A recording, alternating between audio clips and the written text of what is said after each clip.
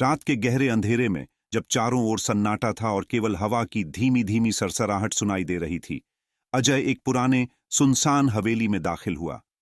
यह हवेली गांव के लोगों के बीच डर का प्रतीक मानी जाती थी। कहते थे कि यहां पर एक रानी की आत्मा भटकती है जो सदियों पहले किसी अज्ञात कारण से मरी थी। अजय को भूत प्रेतों पर यकीन नहीं था और वह यहां अकेला ही इस खौफनाक जगह का रहस्य जानने आया था। हवेली के अंदर घुसते ही उसे ठंडक का एक अजीब सा एहसास हुआ। कमरे की दीवारों पर धूल और जाले थे, फर्श पर टूटे हुए कांच बिखरे हुए थे और छत से पानी टपक रहा था।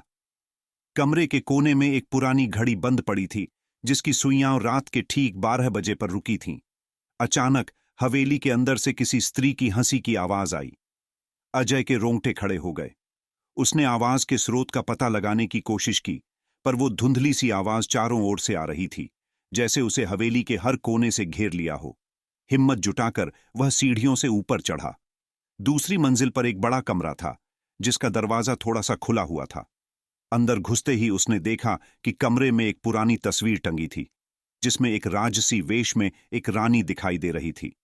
लेकिन जैसे ही वह तस्वीर के पास गया, अचानक तस्वीर की आंखें उसकी तरफ मुड़ गईं। अजय की धड़कनें तेज हो गईं। उसने घबराकर कमरे से बाहर निकलने की कोशिश की, पर दरवाजा अपने आप बंद हो गया।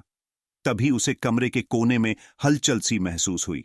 वहां एक पुरानी लकड़ी की कुर्सी पर एक परछाई बैठी थी। वो धीरे धीरे उठी और उसकी ओर बढ़ने लगी। अजय का गला सूखने लगा, पर उसकी आंखें उस परछाई से हट नहीं पा रही थीं।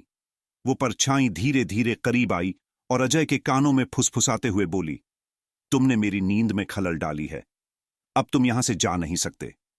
अजय चीखता हुआ दरवाजे की ओर भागा, पर दरवाजा फिर से बंद हो गया। तभी उसे महसूस हुआ कि उसके पैरों के नीचे का फर्श भी हिल रहा है। जैसे जैसे वह पीछे हटने लगा, पूरा कमरा घूमने लगा और उसकी आंखों के सामने अंधेरा छा गया। जब अजय को होश आया तो वह हवेली के बाहर पड़ा हुआ था। गांव के लोग उसके चारों ओर खड़े थे, पर अजय कुछ बोल नहीं पा रहा था। उसकी आंखों में अब भी डर की छवि बसी हुई थी।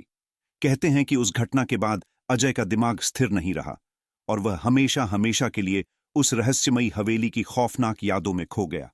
और आज भी उस हवेली के पास से गुजरने वाले लोग कहते हैं कि रात के अंधेरे में अजय की चीखें वहां से सुनाई देती हैं, जो कभी उस भटकती आत्मा का शिकार बन गया था।